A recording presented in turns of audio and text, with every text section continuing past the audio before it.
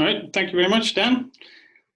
So today we'll begin looking at the homotopy groups of spheres a little more seriously than last week. So I'll talk about the Ehp sequence. So again, this is very classical material, maybe even more classical than rational homotopy theory. So the same caveat applies as last time. You know, if you are an expert on this, you will probably not be surprised, especially today. There might be some more interesting stuff for you next week, but this is, well, it's very classical, but it's so important that it really deserves at least a full lecture. So this story starts with the theorem of James, who proved the following results. If X is a pointed connected space, then, well, there is the following splitting of loop sigma X, or rather the suspension of loop sigma X, right? So this is of course closely related to the James construction, but he proved that this really splits as a wedge of smash copies of X, right? So in some sense, it looks like free associative algebra on X. Well, one of the things that this theorem buys for you is the construction of the so-called James-Hopf maps. So in particular, for any natural number k, there is a map, James-Hopf map, which I will denote HK, which goes from this space loop sigma X to loop sigma of some power of X, right? So how do you get this map from this splitting? Well, it's just the adjoint to projection onto the corresponding summand, right? So you can take the loops on the right, adjoint it over, and you get this, and then using the splitting, you just go onto the kth summand.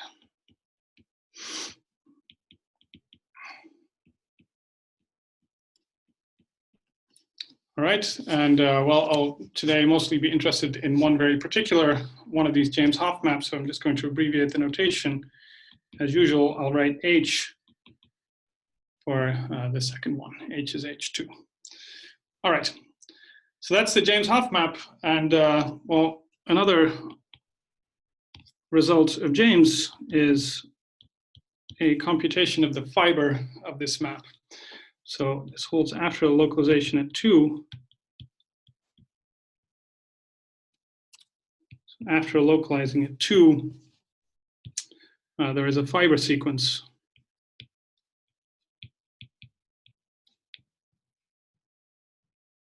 which looks as follows. So you take this James-Hopf map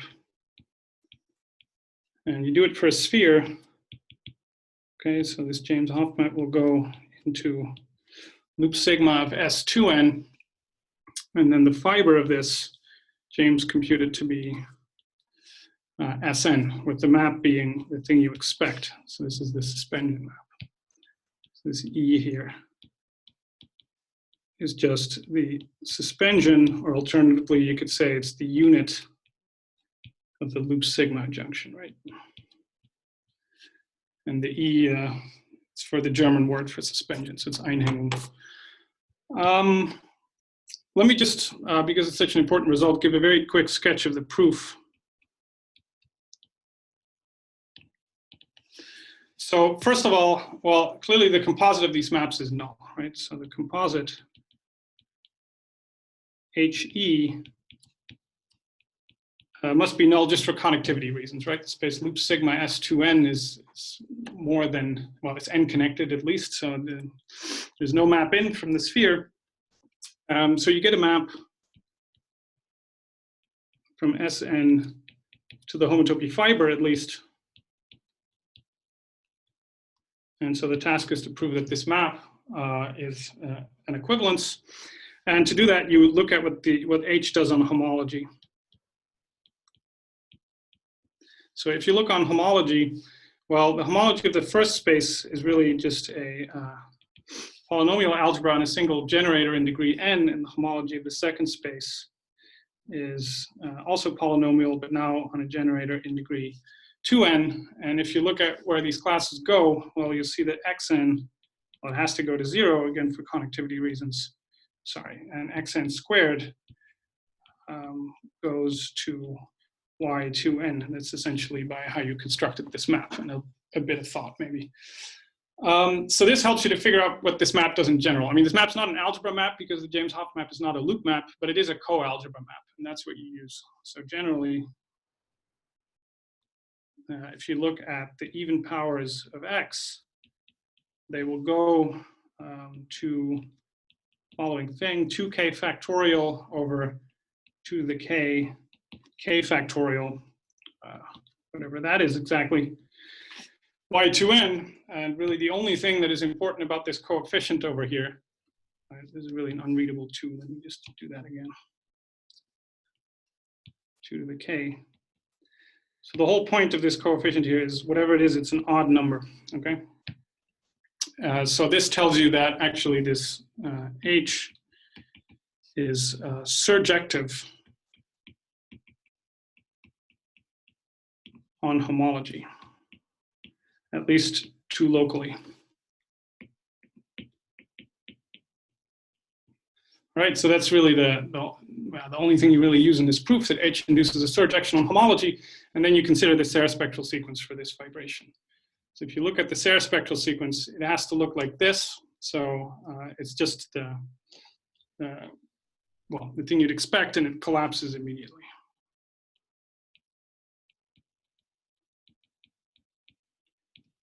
All right.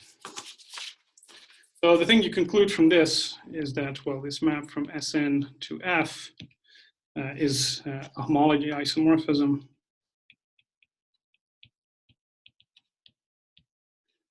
And that's it, essentially. All right. So maybe a couple of remarks about this fiber sequence.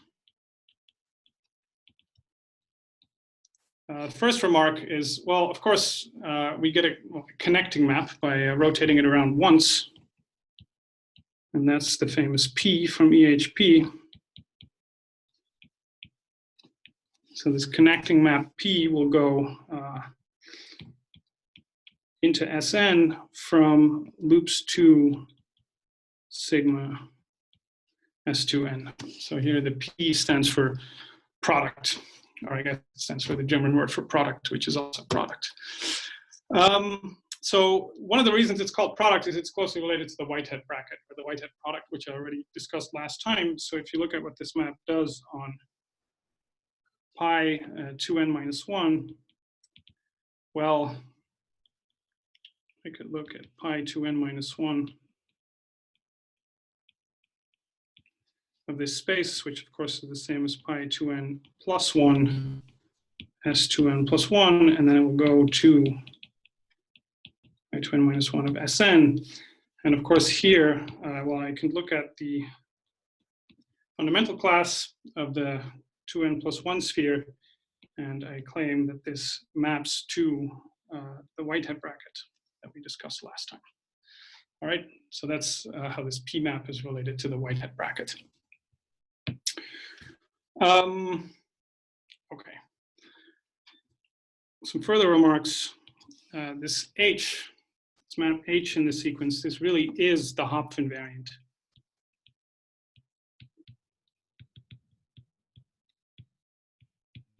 Okay, so there are various ways to say this, but maybe the simplest way is to say in the following sense: if you look on pi 2n,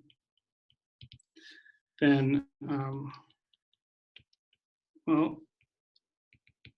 pi 2n of this space, which is really pi 2n plus 1 of Sn plus 1, it goes to this group.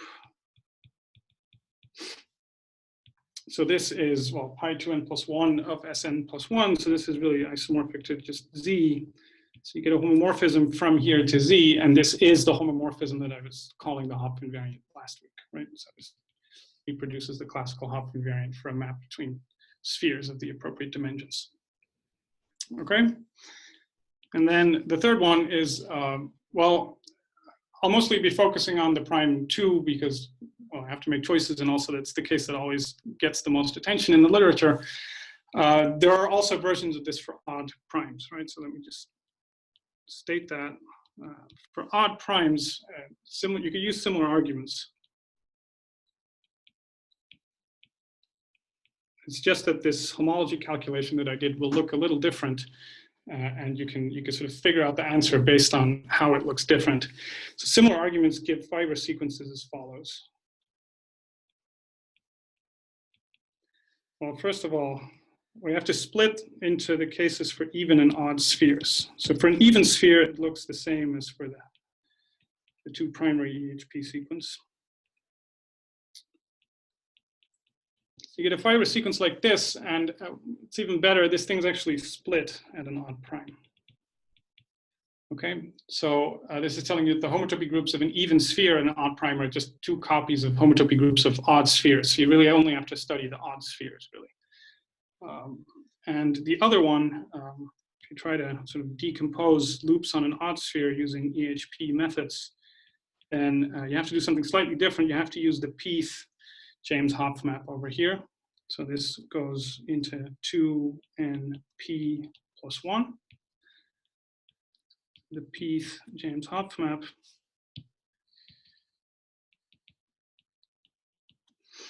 All right, and also the fiber will look a little different. So now if you think about, it's already sort of apparent if you think about this picture of the Serre spectral sequence. Now it's really only the fundamental class to the P that's going somewhere. So we need to account for the powers of the fundamental class of this space up to power P minus 1. So we get a slightly larger fiber, and to be precise, you get JP minus 1 S2N. So by this notation, I really mean that it's the P minus first stage of the James construction.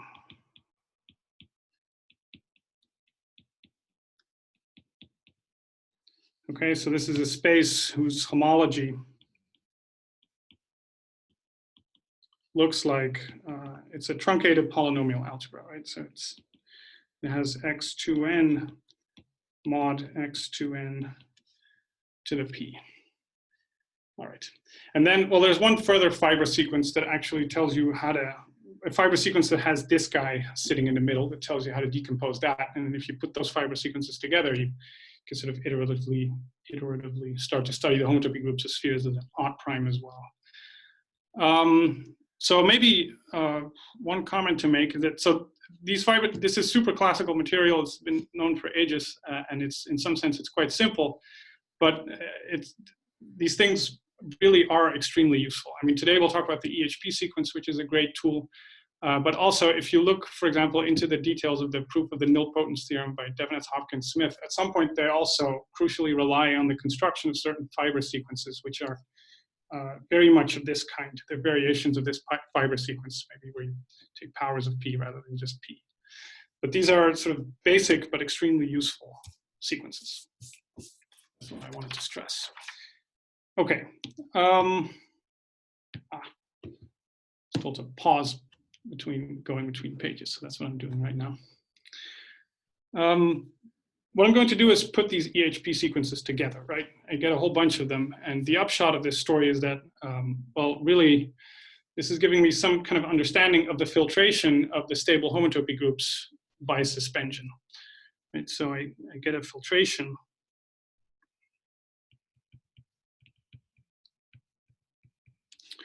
of, well, really of QS naught, but when you write it out, so I have the suspension maps between all these loop spaces of spheres, and the co-limit of all of these is loops infinity, sigma infinity of S naught, right? So this is the thing that's usually denoted QS naught. And what the EHP sequence is telling me is, well, what the fibers of all of these maps are, right? So I could put the fibers down here. So the EHP sequence says here it would be loops S3, loops S5, sorry, loops 5 S5, loops 7 S7, etc. And these maps here,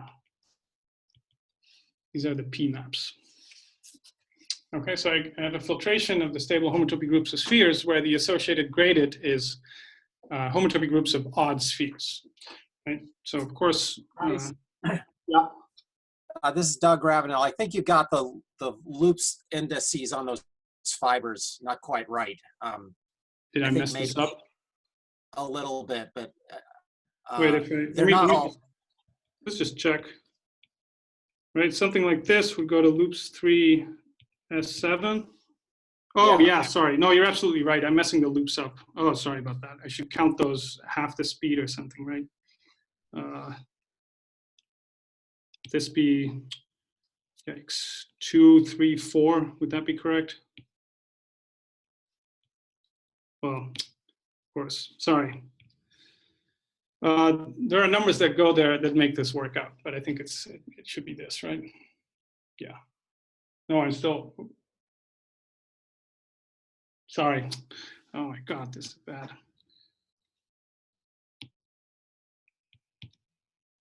Okay, so here there would be a 4.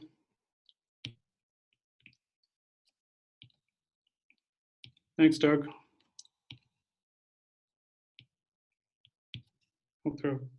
This is still not right. This is okay. Okay, I'm just going to erase these numbers, and you can figure out the right ones.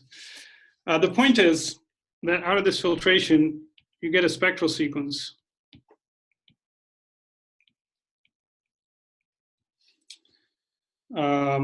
Which is going to go as follows. So as I said, the associated gradient of this filtration is the homotopy groups of the odd spheres. So the E1 page, well, there are of course many ways to index this, but let me index it like this.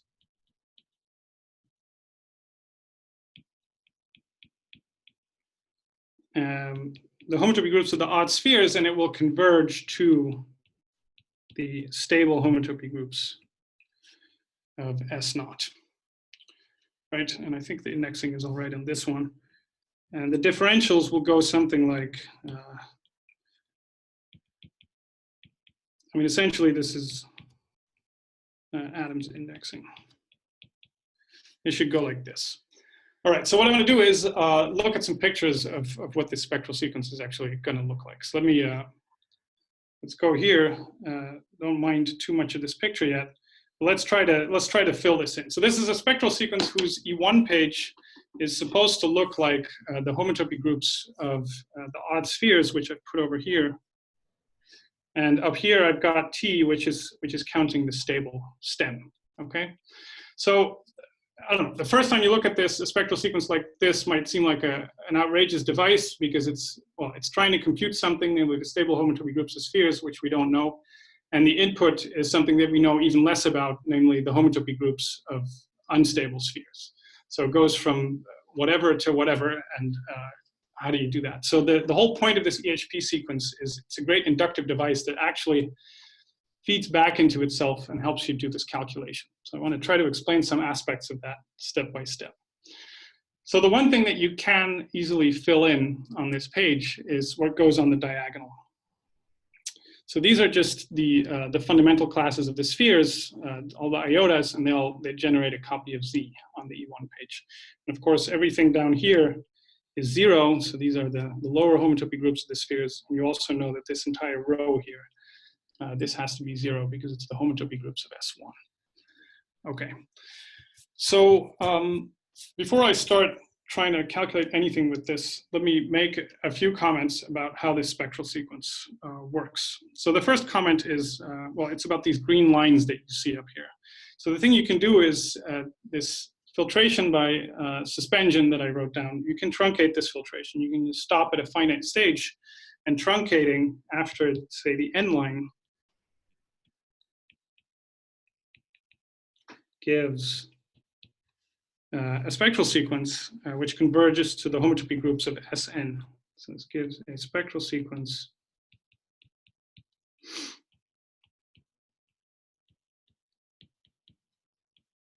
converging to pi t plus n of Sn. All right, and that's one of the reasons that this thing is actually going to work, because what you can do is you could sort of first try to compute the homotopy groups of, say, S3, put those on the second line of the spectral sequence, and then continue. at each stage you can only do a small part, and so you have to go back and forth all the time. We'll see some examples. The differentials, I mean, the differentials work like they do in any spectral sequence, but let me just spell it out explicitly in this case. So the recipe is more or less as follows. If you have an element on the E1 page, or any page of the spectral sequence really, represented by some homotopy class in an odd sphere, then how do you compute a differential? Well, it's a three-step process. The first thing you have to do is you apply the P map, right? So you take P of that class.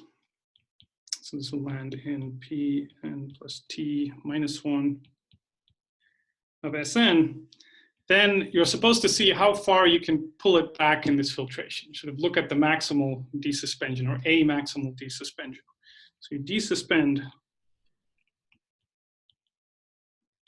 as far as you can, as far as possible, say to some group pi n plus T minus R, Sn minus R, and so you just look at where this P element comes from, and then at this maximal desuspension, you apply the Hopf map, right? So now you apply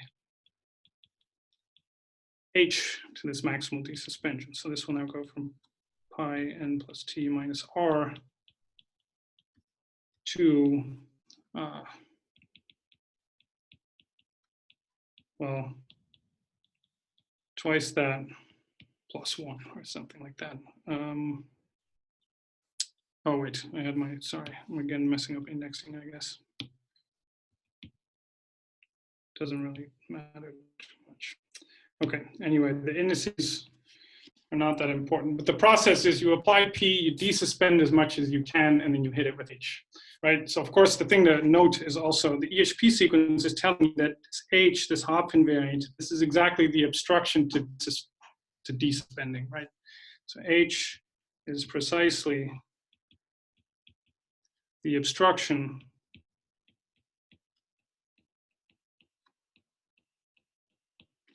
to desuspending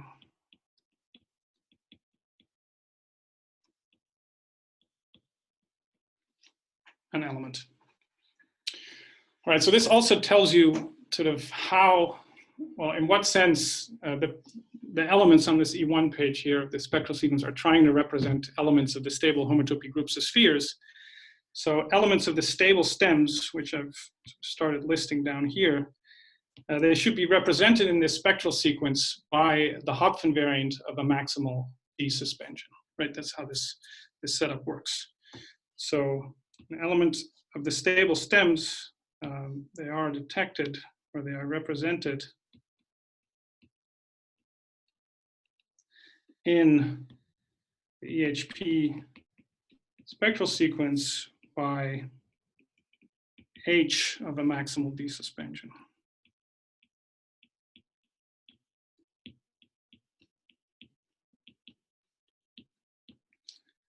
All right. Okay. So the green lines I put here, they just illustrate this fact that I mentioned that, oh wait, when I zoom in, you don't actually, oh, you do zoom in, sorry. It's just a bit of lag. They just illustrate this principle that, you know, truncating above a certain line gives you a spectral sequence that computes the homotopy groups of any fixed sphere. This would be for S2, and this would be for S5. Okay, so now let's actually have a look at some differentials in the spectral sequence.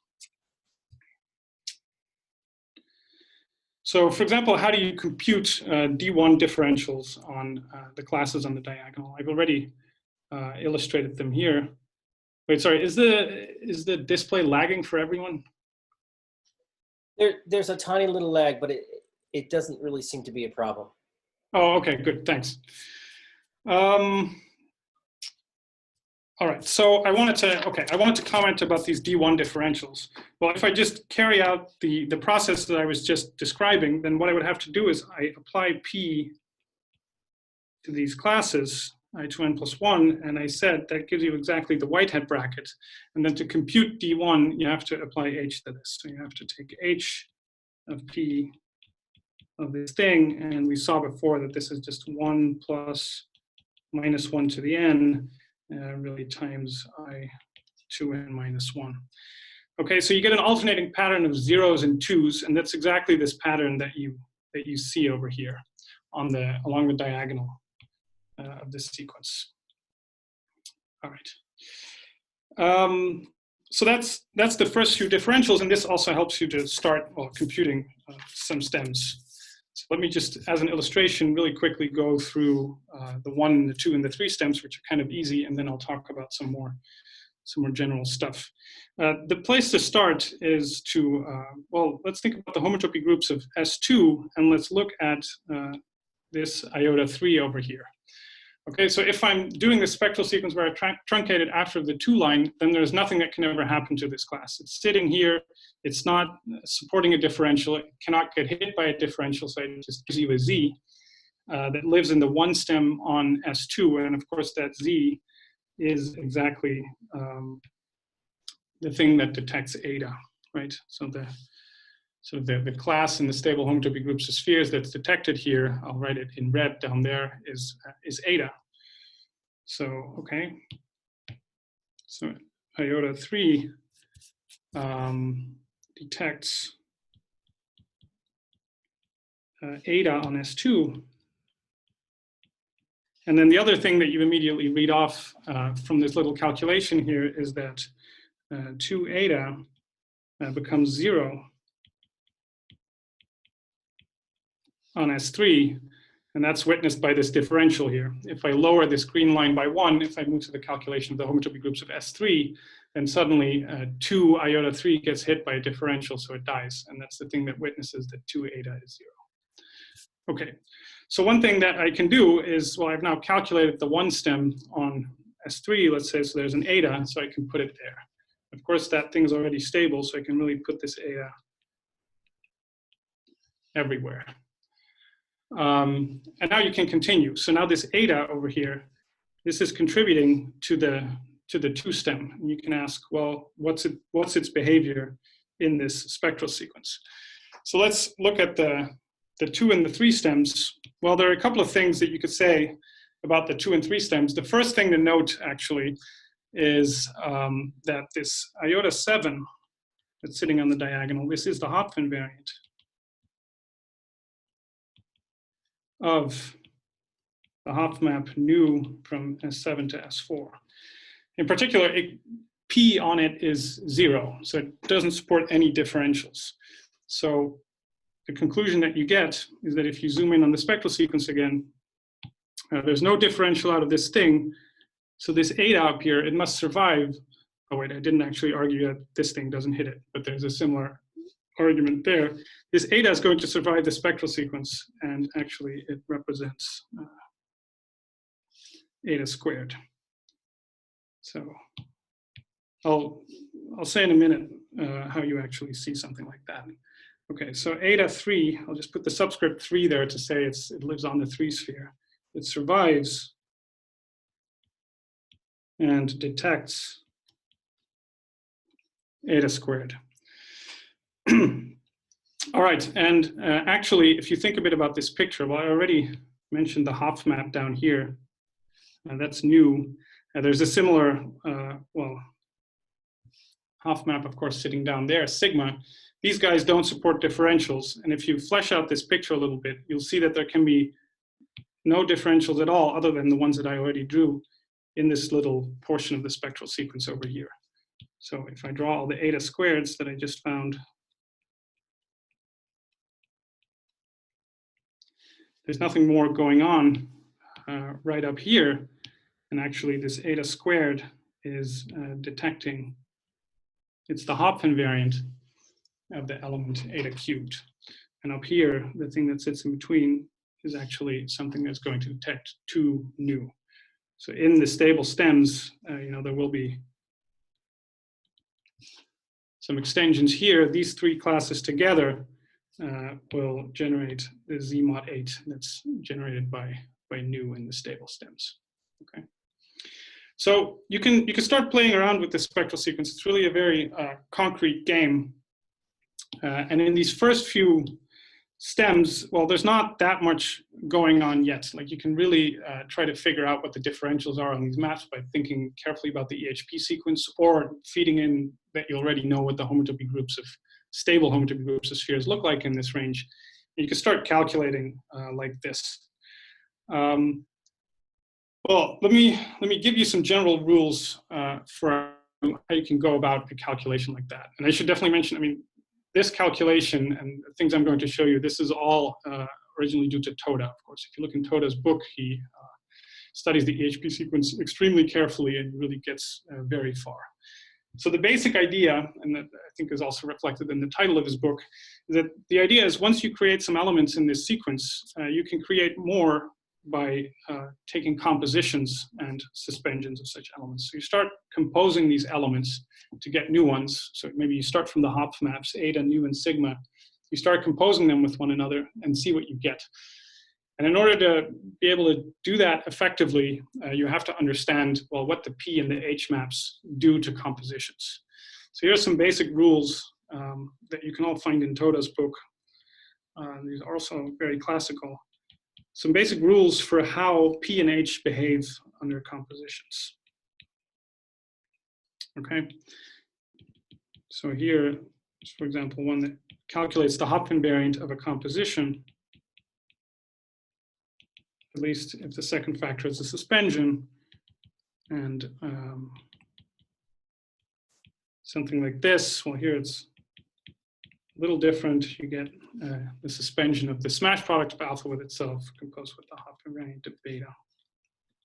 Okay, so just some really easy examples to illustrate some of the things I just said.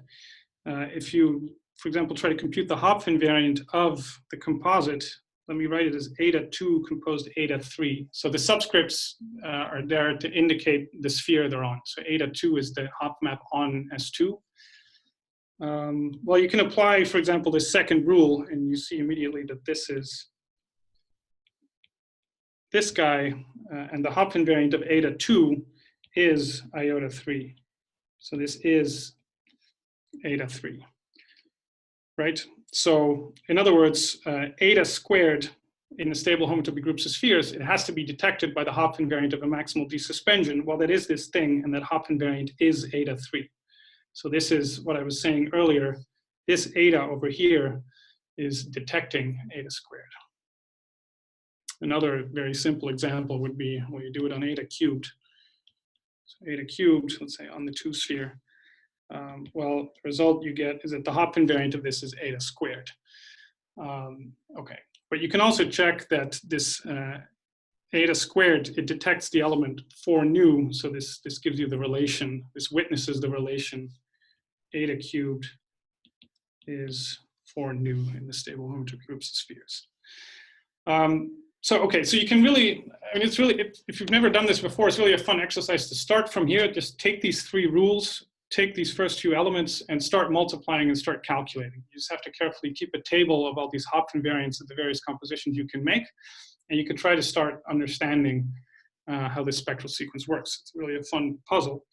There are a few things to be aware of. So one important warning, it's maybe superfluous, but this is not a graded commutative ring, right? If you're doing stable homotopy theory, then you have such a thing. But here, composition is not commutative.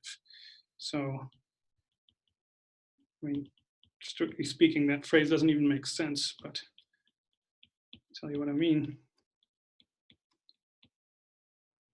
So for example, if you were to do eta 2, so the Hopf map on S2, and compose it with the degree 4 map on S3, oh sorry, the degree 2 map, I already spoiled the point, and this is not the same as doing 2 composed with eta 2, right? The thing that is actually true is that 2 eta 2 is eta 2 composed 4.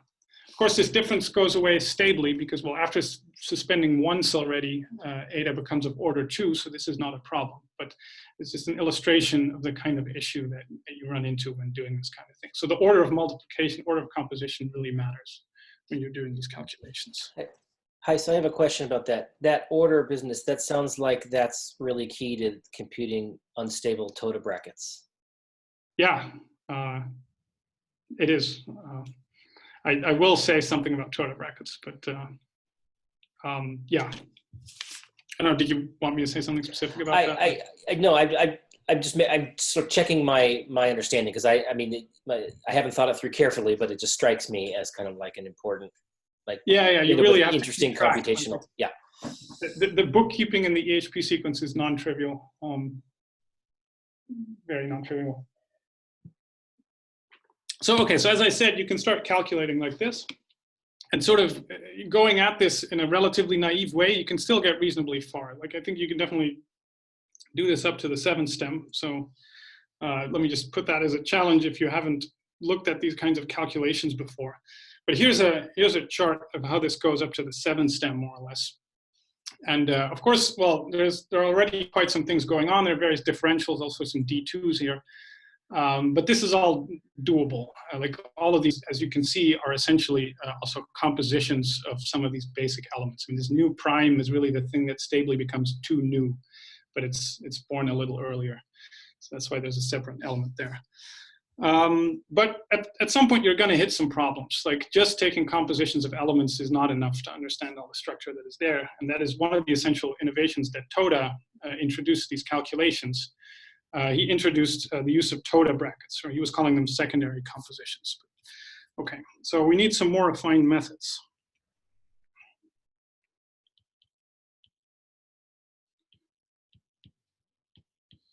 Namely Toda brackets.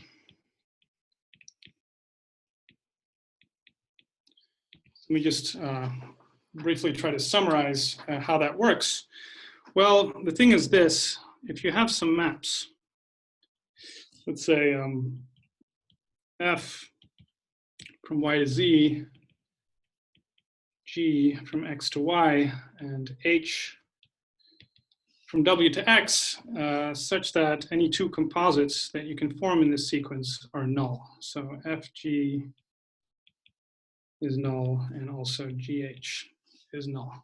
All right, then you can form a diagram. So choosing some null homotopies for these maps gives a diagram of the following form. Go from W to H, sorry, to X to Y to Z via H, G, F, and null homotopies for these composites would give me homotopies that fill in squares like this. And of course, I can now, I can compose the 2 squares, compose the 2 homotopies, and I get a square like this with a homotopy between the 2 composites in the square. So of course, that's just the same as a map from the suspension of W to Z. Okay, so I get a new map from the suspension of W to Z, but of course this map depends on the choices that I made. It depends on the chosen null homotopies. So the collection of all the maps that I can obtain in this way, so the collection of all such things is the Toda bracket. So this is denoted FGH, and it's a subset of, well, homotopy classes of maps from the suspension of W to Z. And you can say exactly, I mean, it's a coset, of course, for the actions on both sides of the choices of null homotopies. So there is, yeah, okay. It's easily spelled out. You can look at maps from the suspension of W to Y or maps of the suspension of X to Z, and both of those act on this group, and it will give you, so it's a coset for those 2 actions.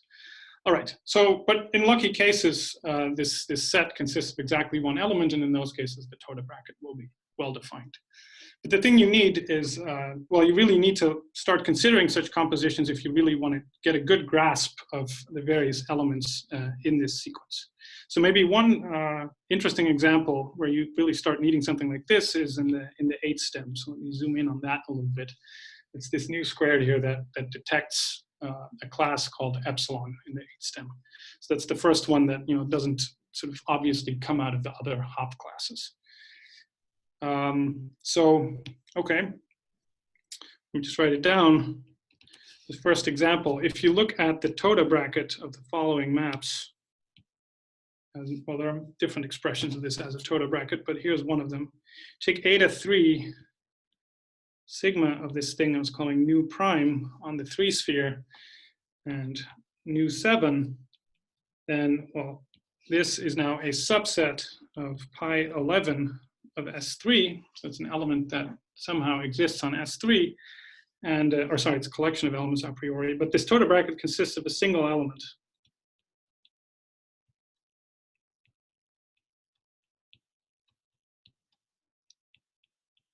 Called epsilon, all right?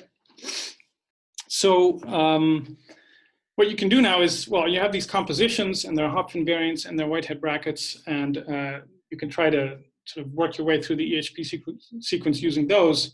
And you have these secondary compositions. So to really be able to work with that, you also need some rules that tell you how to, work with Hopf invariants of such elements. How do you detect them? So here's a sample, basic fact about such things is that if you compute the Hopf invariant of a Toda bracket of a bunch of suspended maps, and this will look like, well, there's some formula for it. The precise form is not so important. But there's a formula like this, and there are many more formulas like this, if you look at Toda's book.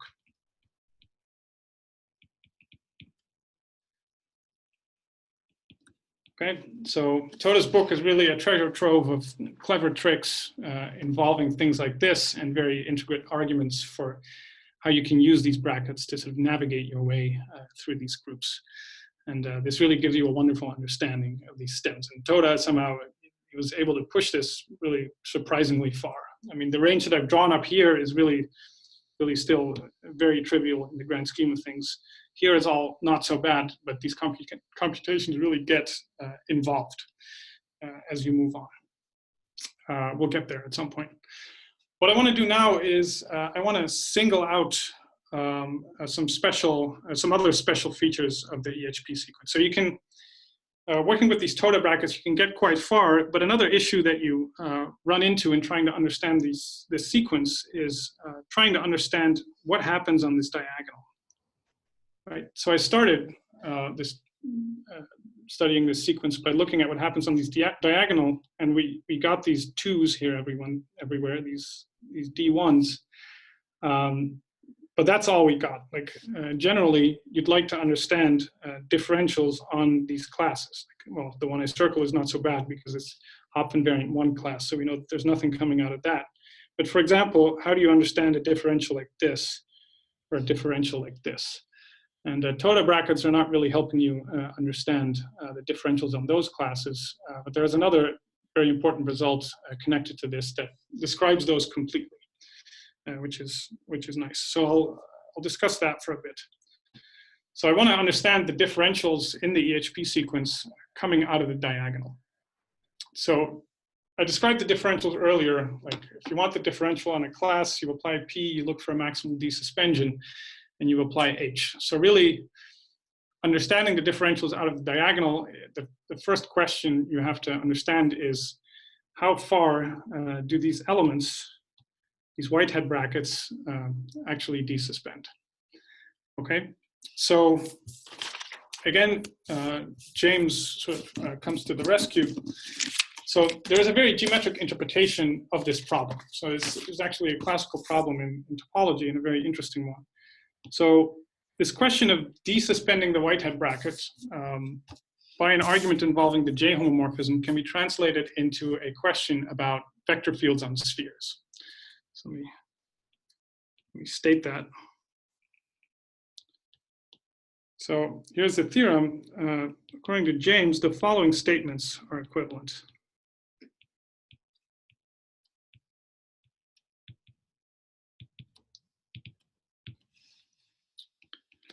Right. So the first statement, it's the one we're after. It's this class Wn-1, this Whitehead bracket, desuspends k times. So I mean, I'm talking about the maximal desuspension here. So in other words, this statement, Wn-1 desuspending k times, that would mean that I get a corresponding dk+1 differential in the EHP spectral sequence, right? No desuspending at all gives me a D1, and then every extra suspension will knock the differential up on filtration, so to speak. All right, so this is equivalent to the following statement. It's equivalent to the n-1 sphere admitting k linearly independent vector fields.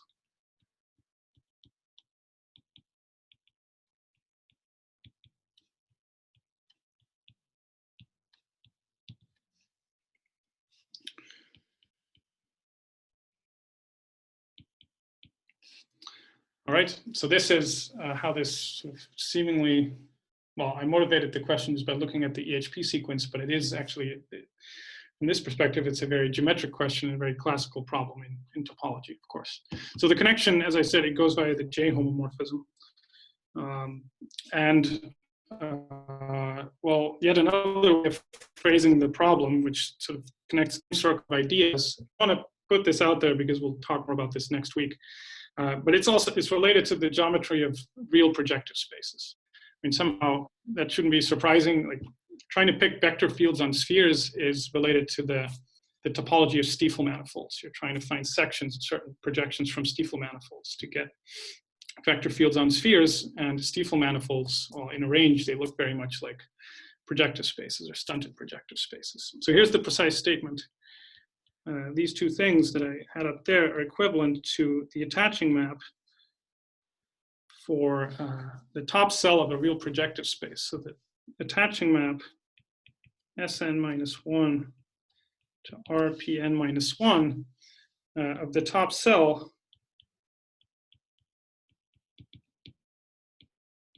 of Rpn desuspends, it factors that can be compressed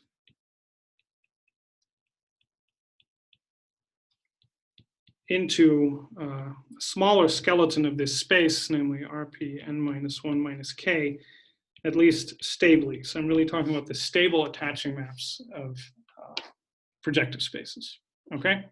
So somehow understanding these differentials on the fundamental classes, or this desuspending the Whitehead bracket, it's related on the one hand to these vector fields, on the other hand, it's related to the cell structure of projective spaces.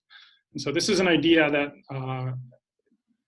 will feature a lot also next week when we compare the EHP sequence to various other spectral sequences having to do with real projective space. Okay, so at least this reformulates the problem, right? It doesn't solve the problem, but it puts the problem into something that is geometric. And I guess there was an expected number of vector fields on the sphere around for a long time. Like you can give a construction of linearly independent vector fields on spheres using Clifford algebras, but it was not known whether that was the maximal number of linearly independent vector fields until Adams came along and solved this problem. So here's a theorem of Adams. So this is this famous vector fields on spheres result, and it states the following. Sn-1 admits rho n-1 vector fields, linearly independent vector fields. Okay, where this rho n is what's called the Radon-Hurwitz number.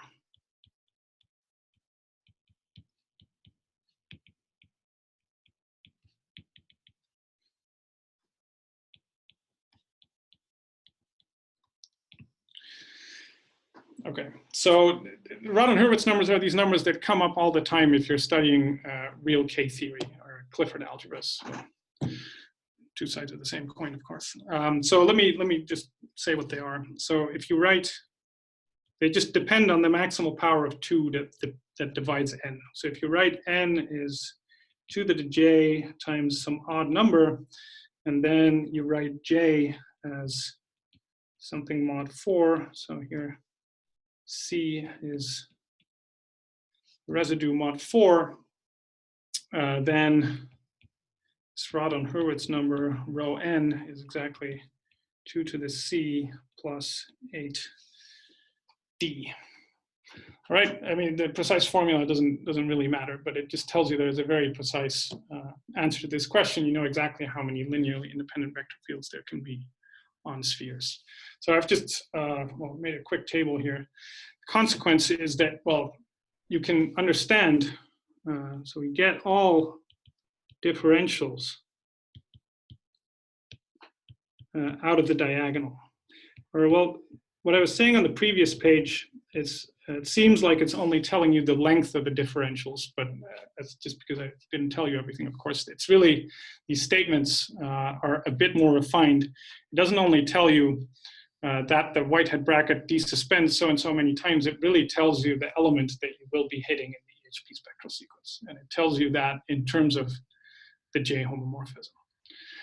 Okay, so here's a little table of this, the lengths of these differentials. So these are just essentially these Radon-Hurwitz numbers, maybe shifted by one. So I just want to illustrate this in terms of a picture. So let me just go to a chart here. All right, so this is a larger portion of the EHP spectral sequence. Let me try to zoom in on it a little bit.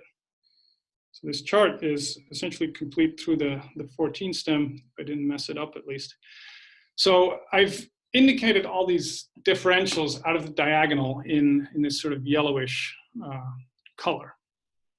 Okay, so these are the vector field differentials, and I've copied this little table down here with these Radon-Hurwitz numbers. So let's just have a look at this spectral sequence. So here I'm essentially looking at the portion that we had before, and see what this whole vector field business is essentially telling us. So first of all, it says that the differential out of iota 3, which is sitting over here, should have length 2. So there should be a D2 like this. But of course, I'm landing in no man's land. There's nothing there. So this thing doesn't support a differential. And it shouldn't, because well, it represents eta, or it should be a permanent cycle. If you go to iota 7, oh, right, in this table, of course, I've ignored all these differentials on the diagonal because we already know them. Those are not so interesting from this perspective. If I go to iota 7, then it's supposed to support a differential of length 4. So again, I'm landing outside of the range of the spectral sequence. It's going to something that isn't there. It's also 0. Then we get 2 again. So here's really the first instance of where I get an actual differential out of this story. On sigma, I get an 8. So again, 8, it would land all the way up here where there's nothing. So again, there's no differential. So already, you know, this is kind of, there's kind of this funny thing where the vector field, the solution to the vector field problem is telling you these, it's trying to tell you about these differentials on the Hopf classes, which aren't there because they land outside the spectral sequence. But it makes you feel that you could maybe enlarge this spectral sequence a little bit, put a line up here, where there would be something for these Hopf invariant 1 elements to go. We'll see something about that next time, because there is actually such a thing where you do have a slightly larger spectral sequence where these elements do support differentials. And it's just because this thing is truncated above this line that somehow suddenly these Hopf invariant 1 elements survive.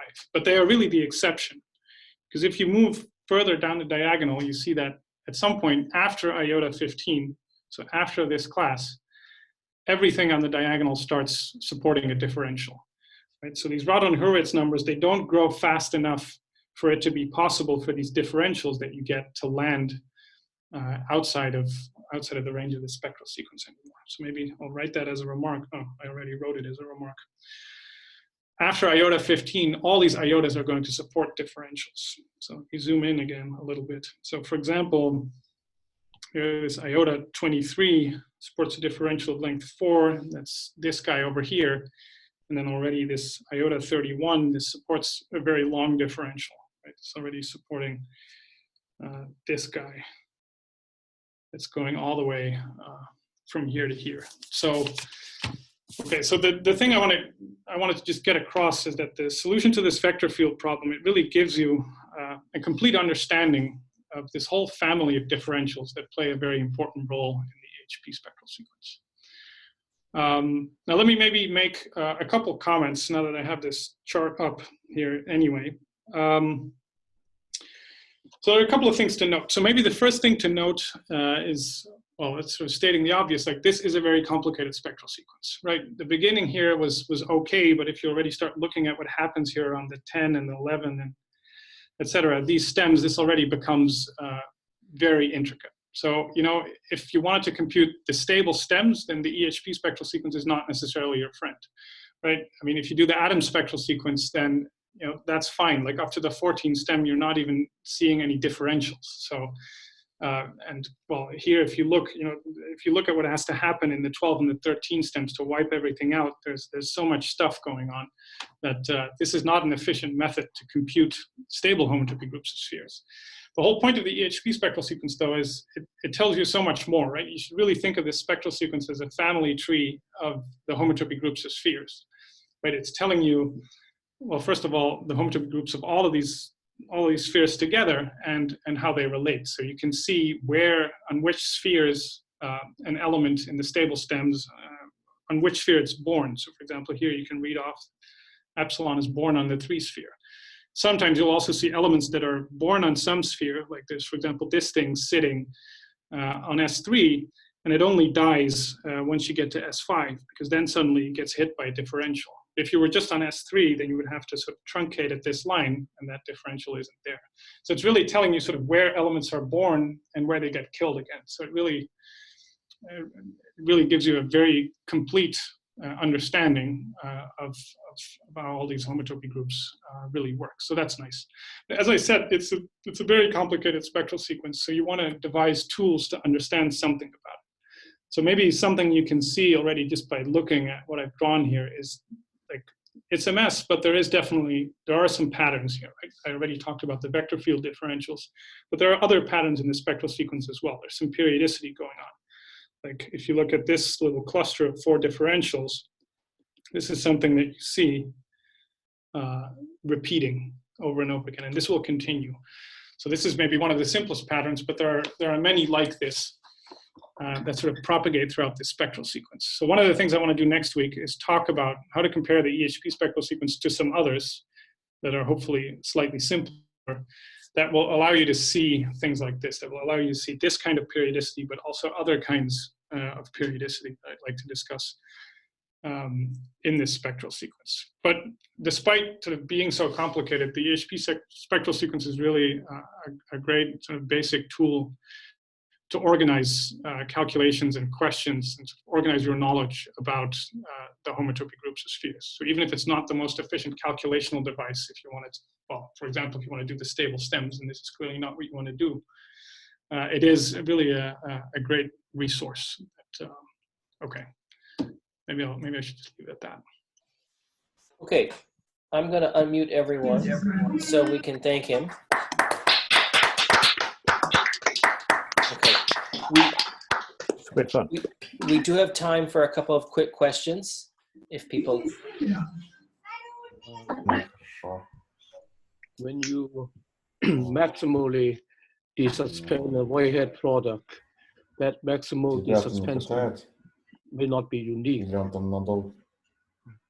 No, I mean, of course, like you're always, I'm saying it somewhat informally, right? There's always this indeterminacy in a spectral sequence, of course, that something's only well-defined once I look on the subportions.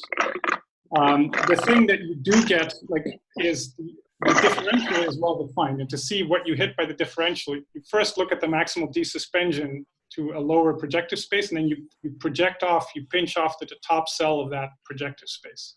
So that gives you now a stable homotopy class of maps from one sphere to another sphere. So it's this cell that you were attaching. Then you go to this lower skeleton, you pinch off to the top cell, you get a map between spheres, and you can say what that map is stably. So that is telling you what that will tell you what the corresponding differential in the EHP spectral sequence is hitting, like which class it's hitting. So you can predict precisely that this ridiculously long differential over here is hitting this class that I've labeled sigma eta over there. That's something that you can work out.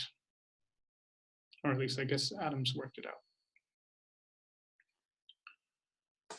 I hope that answers the question. If I insist on not going stably and just compress down to the best possible way, and then Yeah. off to the top cell, what kind of indeterminacy do I get? Well, I mean, in some sense, like there really is no indeterminacy in what I just described, I think, because it turns out that all these vector field differentials also happen in what's called the stable range of the EHP spectral sequence. So I'll talk about this more next week, but these questions about the vector field differentials, you can really translate into another spectral sequence, which essentially the Ehp spectral sequence for RP infinity, for the stable homotopy of RP infinity. And they lie entirely in the range. That map of spectral sequences is an isomorphism in the range where these vector field differentials occur. So it's completely, understanding these differentials is really a question of stable homotopy theory, or at least under that translation it becomes one. Thank you. So I have a question as well. So can I somehow understand Freudenthal suspension theorem in the context of this spectral sequence as a sort of like convergence result, or is there some sort of interpretation of Well, that? you can understand Freudenthal suspension straight from the EHP spectral sequence, right? Because it's telling you that if you look at the E map, like the third term in the fiber sequence is highly connected in the EHP sequence, right? So it tells you that the E map actually gives an isomorphism on homotopy groups in a rather large range, namely up to the connectivity of that sphere, which is like double the dimension of the other two spheres. So that's Freudenthal suspension right there already.